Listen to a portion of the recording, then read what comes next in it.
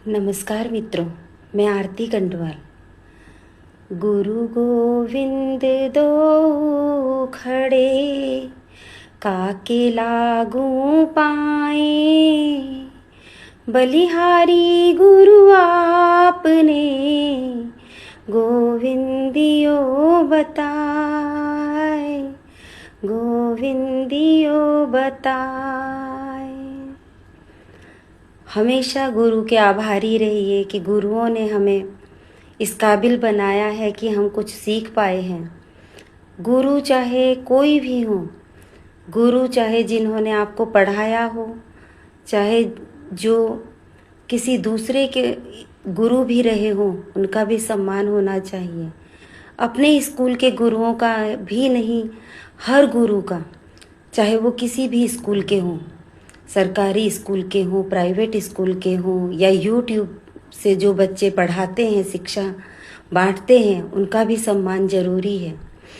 और आजकल जब मैं देखती हूँ कि इस तरह से प्रयागराज से एक जो शिक्षक हैं कोचिंग संस्थान के, वो रो रहे थे और कह रहे थे कि मैं इतने कर्ज में हूँ कि मुझे वो लोग खुद मार डालेंगे जो कर्ज जहाँ से लिया है मैंने।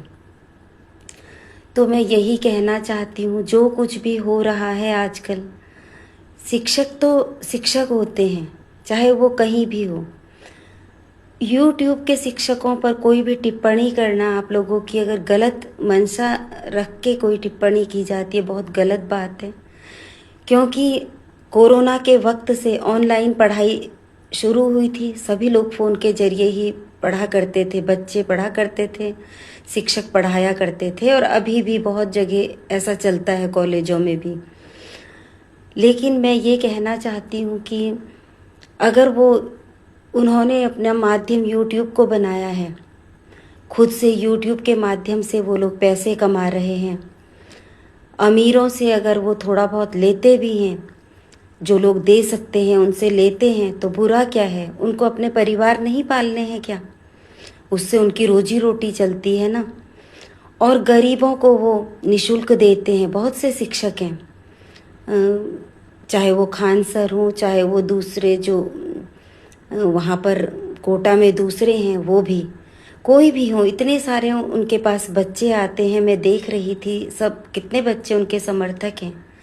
और इस तरह की घटनाएं जो हो रही हैं, आप लोगों ने, मैं शिक्षकों से कहना चाहती हूँ, आपसी लड़ाई में आप लोगों ने उन बच्चों को भी नहीं देखा जो बच्चे आपके भरोसे, मध्यम वर्ग के, निम्न वर्ग के बच्चे जो आपके भरोसे आ रहे हैं, आपके पास पढ़ने, लाखों बच्चे आपके समर्थक हैं, वो क्या उन बच्चों पर, उनके मासूम दिमागों पर क्या असर होगा? वो किसी बच्चे के लिए, अपने दूसरे शिक्षक के लिए गलत सोचेंगे, उनको समर्थन करने वाले बच्चों के लिए गलत सोचेंगे। और इस तरह से क्या मतलब है? अपना अपना भाग्य का सब खाते हैं, अपनी रोजी रोटी सबकी चल रही है यूट्यूब के माध्यम से। ये बहुत अच्छी बात है। इतने सारे बच्चों को इस तरह से शिक्षा देना और गरीब बच्चों को निशुल्क शिक्षा देना, ये बहुत सराहनीय बात है। और मैं यही कहना चाहती हूँ, ये शिक्षक चाहे वो कोटा से हों, दिल्ली से हों, राजस्थान से हों, बिहार से हों, या फिर वो कहीं से भी हों, प्रयागराज से हों, किसी के लिए भी इस तरह से न करें कि उनकी रोजी रोटी छीनने की कोशिश करें। ऐसा नहीं होना चाहिए। शिक्षक के आंसू जो होते हैं वो बहुत दूर तक चले जाते हैं। भगवान भी उनको बर्दाश्त नहीं कर पाएगा अगर उनके आंसू भगवान ने देखे तो। मैं यही कहना चाहती हूँ, इस तरह से कोई काम न करें। शिक्षकों का हमेशा सम्मान करें। अगर वो ऑनलाइन यूट्यूब के माध्यम से भी पढ़ा रहे हैं तो भी वो कितना अच्छा काम कर रहे हैं, सराहनीय काम कर रहे हैं। कहते हैं कि शिक्षा जो दान होता है ना, वो सबसे पहले आता है अन्नदान, फिर आता है शिक्षा का दान। ये चीज़ें जो होती हैं, ये बहुत बड़ी चीज़ें हैं। और एक किसी का पेट भरना और किसी को शिक्षित करना, क्योंकि सबसे बड़ी पूंजी शिक्षा ही होती है। क्योंकि आपके पास अगर पूंजी है तो वो तो चुरा ली जाती है, शिक्षा कभी चोरी नहीं होती और बांटने से बढ़ती है। इसी उद्देश्य से उन लोगों ने यूट्यूब के माध्यम से ये कोचिंग सेंटर चलाए हैं, सोशल मीडिया के माध्यम से चलाए हैं। और मैं यही कहना चाहती हूँ कि शिक्षकों का सम्मान कीजिए, वरना अगर आप देखेंगे कि आजकल स्कूल कॉलेज के भी जो शिक्षक हैं उनकी जिस तरह से वीडियो वायरल होती हैं, कितने गंदे काम वो लोग करते हैं, किस तरह से रील बना रहे हैं, किस तरह से बच्चों को छेड़ रहे हैं, किस तरह से क्या कर रहे हैं।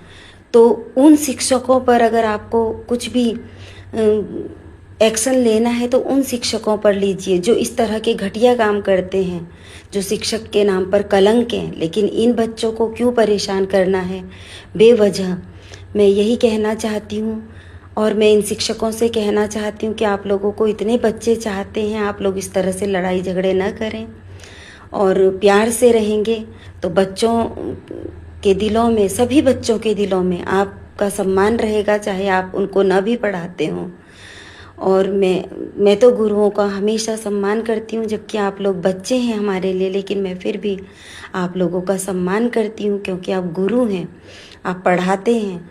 और मैं सभी से कहना चाहती हूँ कि शिक्षकों का सम्मान होगा तो भगवान खुश रहेंगे, और भगवान खुश रहेंगे तो देश में खुशहाली आएगी, हर बच्चों का भविष्य उज्जवल होगा। इसी कामना के साथ मैं आरती कंडवाल, धन्यवाद, नमस्कार।